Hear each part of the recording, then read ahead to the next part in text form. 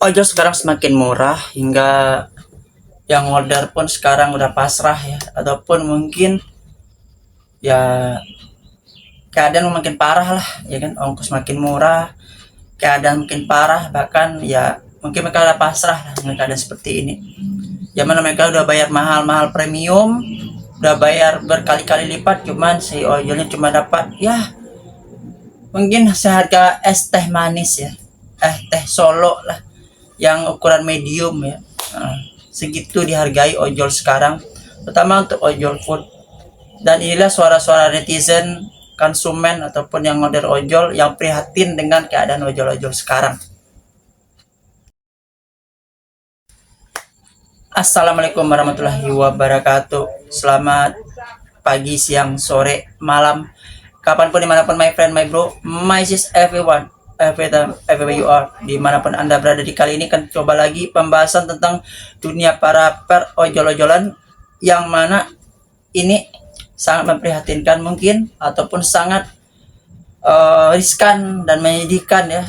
Kenyataan orang bayar berapa dan kasih ojolnya jatuh berapa, terutama ojol food ataupun goret. Dan itulah kenapa banyak orang pada kesal, kok susah mendapatkan ojol, kok susah mendapatkan orderan, kok susah nyari abangnya, kok susah dapat orderan, kok berjam-jam baru dapat, terutama untuk food dan juga untuk goret ya. Steam goret hemat, mungkin karena harganya hemat orang malas ngambil, ataupun GoFood udah tahu harganya 5.000 atau ditimpuk di double dengan tambah-tambahnya cuma 2.500, 3.000, dengan jaraknya sangat jauh, ditimpuk-timpuk dengan dua orderan, yang terpaksa mungkin abangnya membiarkan atau meloloskan.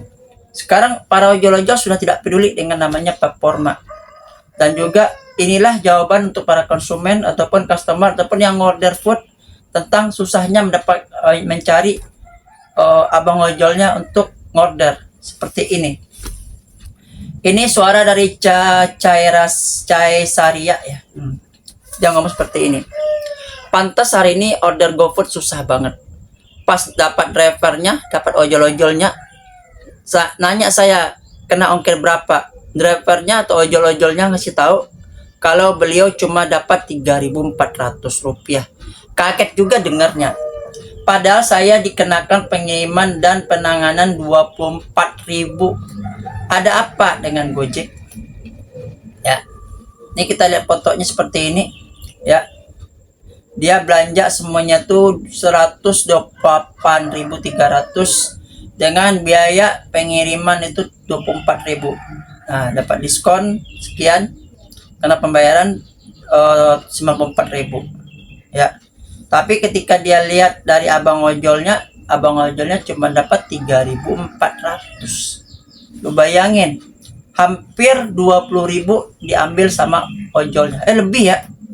24.000 dikurangin 3.400. Jadi 20.600 udah diambil sama pihak ojolnya atau pihak Gojeknya. Sampai suara lainnya seperti ini juga. Sama, aku pun kaget beberapa hari yang lalu ke daerah Pluit dari Pademangan. Total pergi itu 38.000. Coba aku intip dari kursi belakang ke arah si bapak. Ternyata pendapatan hanya 9.100. Tuh. Dari 38.500 ke 9.000. Jadi ojol udah ngambil sekitar 29.100. Ya. Ada lagi nih. Mau nggak dijalanin? Mungkin mereka butuh banget, tapi dijalanin pun nggak manusiawi. Emang nggak manusiawi sekarang. Baru baca menurut dirimu manusiawinya berapakah? Saya pernah punya perusahaan sebelumnya dan mengerti manajemen dan hitung-hitungnya. Belajarlah, maka kamu akan mengerti apa manusiawi atau tidak. Semoga bisa mencerahkan bisnis dan bisa mengutarakan pendapatan yang lebih bijak.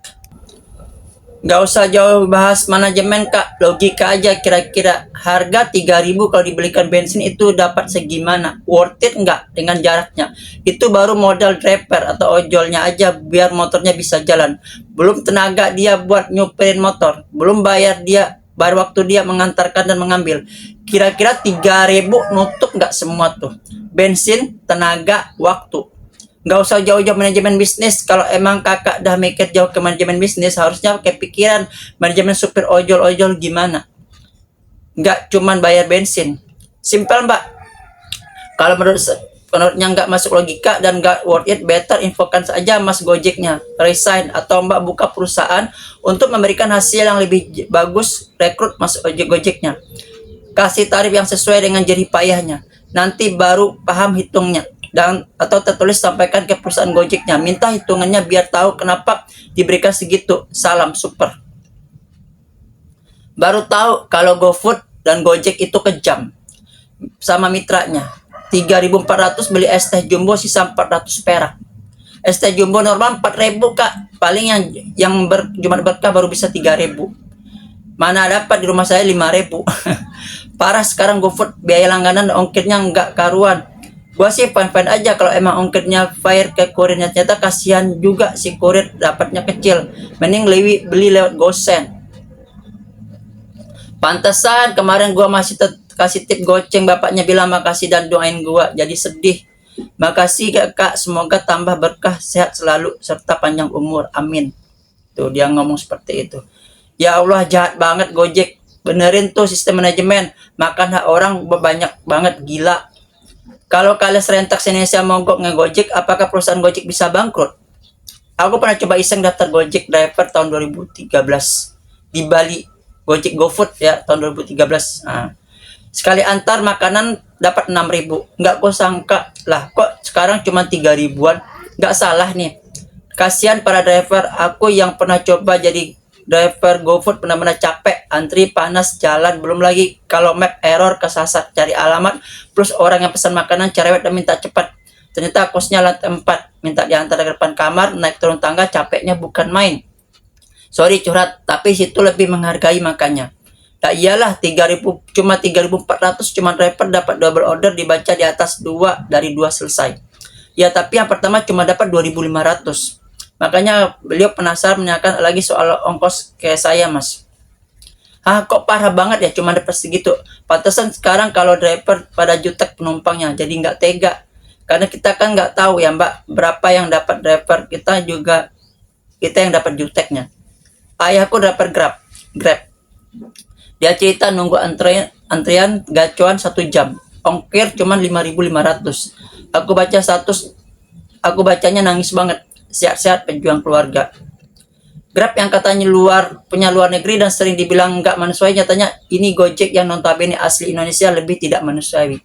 Harga slot GrabFood paling rendah 7.800 dan GrabFood standar 8.500. Nah ini Gojek bisa-bisanya 5.000. Yang saya sering temui di lapangan justru yang banyak drama itu driver Gojeknya dibandingkan Grab.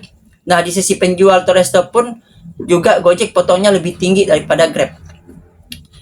Berarti mendingan Shopee Food ya. Waktu itu order drivernya tanya, mbak kena ongkir berapa? Aku jawab 22.000. Tapi ke dia 12.500. Jarak pengantar cuma 1 km. Persis kayak aku kemarin naik Grab bike dari aplikasi segitu, tapi yang aku terima dari driver cuma 12.000-an, padahal jarak jauh. Sempat ngobrol juga sama driver yang emang kebijakannya sekarang parah banget, makanya banyak driver yang jarang mau pick up terlebih dahulu kalau gerimis. Dulu nggak gitu, makanya harganya makin nggak masuk akal buat driver. Dan kemarin yang bersangkutan juga cerita kalau THR mereka cuma dapat 100.000 dari 8 tahun jadi driver, miris banget tuh. Top driver 100.000.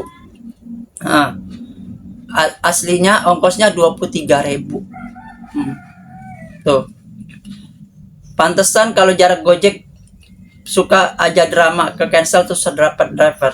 Sejak momen itu udah nggak kepake Gojek lagi, pakainya Grab. Di sini drivernya lebih tangkap di Grab. Gojek Indonesia semakin kejam sama mitranya. Jangan terlalu ngambil banyak fee lah, kasihan sopirnya. Tenaga keluar bensin habis, masa cuma dapat sedikit. Gojek biaya iklan aja luar biasa mehongnya. Biaya delivery juga nggak ngotak. Katanya mendukung UMKM, parah banget. Makanya sekarang kurir Gojek galak-galak banget. Pembayaran nggak manusiawi, padahal penjual makanan juga bayar admin 20%. Belum lagi kalau ada promo itu penjual makanan yang dikenakan biaya beban. Nah, seperti itu. Banyak ya para konsumen juga mengeluh dengan sistem ini. Kenapa? Kenapa harga ditimpuk-timpuk demi keuntungan gede, tapi kurirnya, ojolnya yang dibebankan. Ya, mereka bayar 24.000, abang ojol cuma dapat 3.400. Sudah lebih dari 20.000 itu udah diambil sama perusahaannya. Bayar 38.000, abang ojol cuma dapat 9.000. Makanya banyak yang timpuk-timpuk itu pada melewatin.